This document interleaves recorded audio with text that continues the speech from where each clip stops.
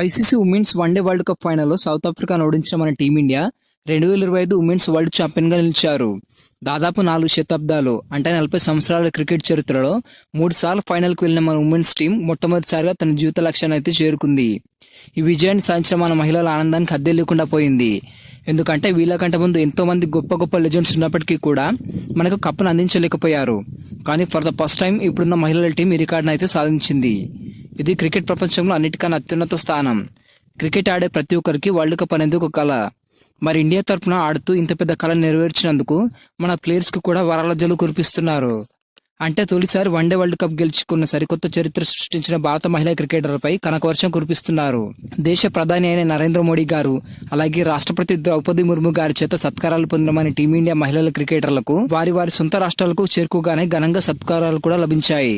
ఈ ఆటలలో చాలా మందిని కేంద్ర ప్రభుత్వంతో పాటు వాళ్ళ రాష్ట్ర ప్రభుత్వాలు కూడా భారీ మొత్తంలో క్యాష్ రూపంలో ప్రోత్సాహకాలు అందిస్తున్నాయి.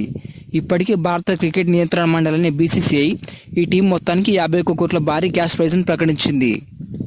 ఇలా బీసీసీఐ ఇచ్చిన డబ్బునే కాకుండా చాలా రాష్ట్రాలు తమ సొంత ప్లేయర్స్కి అదనంగా డబ్బుల్ని ప్రకటించాయి.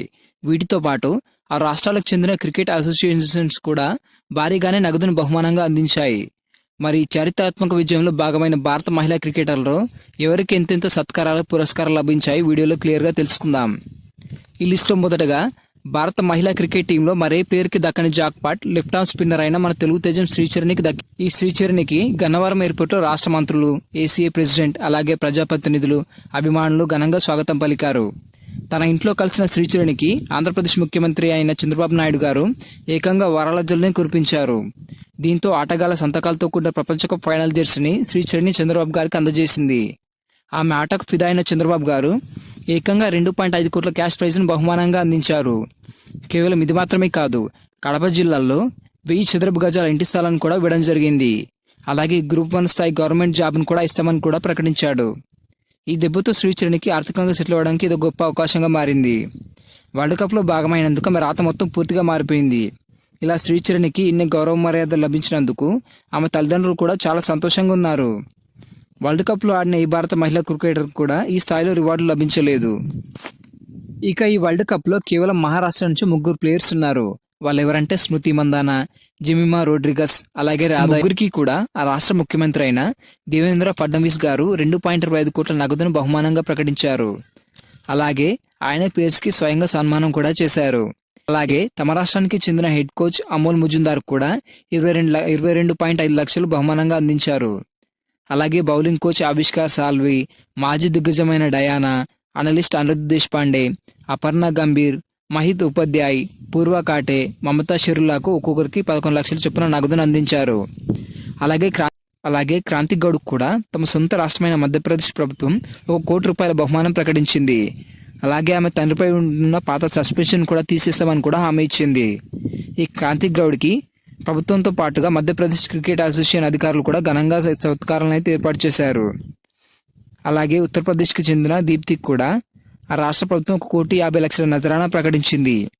ఇందులో ఇంకా బంపర్ ఆఫర్ ఏంటంటే క్రాంతి గౌడ్కి వాళ్ళ సొంత రాష్ట్రంతో పాటు హిమాచల్ ప్రభుత్వం కూడా 1 కోటి రూపాయల నజరానా ప్రకటించింది. అలాగే ఉత్తరాఖండ్కి చెందిన స్నేహ రాణాకు ఆ రాష్ట్ర ప్రభుత్వం 50 లక్షల నగదును బహుమానంగా అందించింది. ఇవే మనం ఇప్పటివరకు చెప్పుకున్న హైయెస్ట్ ప్రైజ్ మనీలు. కానీ ఇందులో అందరికన్నా ముఖ్యమైన కెప్టెన్ ప్రైజ్ మనీ వింటే మీరు షాక్ అవ్వడం ఖాయం. వరల్డ్ కప్ గెలిపించడంలో ప్లేయర్స్ పాత్ర ఎంతైతే ఉంటుందో ఆ టీంని నడిపించే కెప్టెన్ పాత్ర కూడా అంతే ఉంటుంది. ఎందుకంటే ఏ బౌలర్ని ఎప్పుడు వేయించాలి, ఫీల్డ్ ఎలా సెట్ చేయాలి, అపోజిషన్ టీం బలాలు బలహీనతలు ఏంటి, అలాగే వాళ్ళని ఓడించడానికి ఎలాంటి ప్రణాళికలు రచించాలి అనేది మొత్తం కెప్టెన్ చేతిలోనే ఉంటుంది. ఇందులో ఏ తప్పు జరిగినా కూడా అది ఓటమికి ముఖ్య కారణంగా మారచ్చు. ఇలా అన్నింటిలోనూ చాకచక్యంగా రాణిస్తూ టీమిండియా వరల్డ్ కప్లో కీలక పాత్ర పోషించిన కెప్టెన్ హర్మన్ప్రీత్ కౌర్కి ఆమె సొంత రాష్ట్రంలో పంజాబ్ క్రికెట్ అసోసియేషన్ కేవలం 11 లక్షలు మాత్రం నజరానా ప్రకటించింది. ఆ 11 లక్షలు కూడా గవర్నమెంట్ కాదు, ఆ రాష్ట్ర క్రికెట్ అసోసియేషన్ మాత్రమే ఇచ్చింది. అలాగే మన టీమిండియా మెయిన్ బౌలర్ అయిన అమర్జోత్ కౌర్ కూడా పంజాబ్ క్రికెట్ అసోసియేషన్ 11 లక్షలు ఇచ్చింది. కానీ పంజాబ్ ప్రభుత్వం మాత్రం ఇప్పటివరకు ఎలాంటి ప్రైజ్ మనీ ప్రకటించలేదు. ఇలా కొంతమందికి 10 నుంచి 11 లక్షలైనా వస్తాయి, మరి కొంతమందికి 1 రూపాయి కూడా ఇవ్వలేదు. ఇంతకీ వాళ్ళు ఎవరంటే మన తెలంగాణకు చెందిన అరుంధతి రెడ్డి, హర్యానాకు చెందిన షెఫాలి వర్మ, ఉత్తరప్రదేశ్కి చెందిన దీప్తి శర్మ, పశ్చిమ బెంగాల్కి చెందిన రిచా ఘోష్, అలాగే పంజాబ్కు చెందిన హర్లిన్ డియోలకు వాళ్ళ రాష్ట్ర ప్రభుత్వాలు ఎలాంటి క్యాష్ రివార్డులను ప్రకటించలేదు. ఒక రీచా ఘోష్కి మాత్రం బెంగాల్ క్రికెట్ అసోసియేషన్ గోల్డెన్ బ్యాట్ను బహుమానంగా అందించింది. ఇలా చాలామంది ప్లేయింగ్ లెవెన్లో ఆడిన కీలక ప్లేయర్స్కి ఒక్క రూపాయి కూడా ఇవ్వకపోవడం బాధాకరమని చాలామంది ఫ్యాన్స్ పోస్టులు పెడుతున్నారు. ఇందులో మన తెలంగాణ అమ్మాయి కూడా ఉండడం విశేషం. ఈ వీడియో నచ్చినట్లయితే లైక్ చేయండి. ఇలాంటి మరిన్ని అప్డేట్స్ కోసం మన ఛానల్ని సబ్స్క్రైబ్ చేసుకోండి.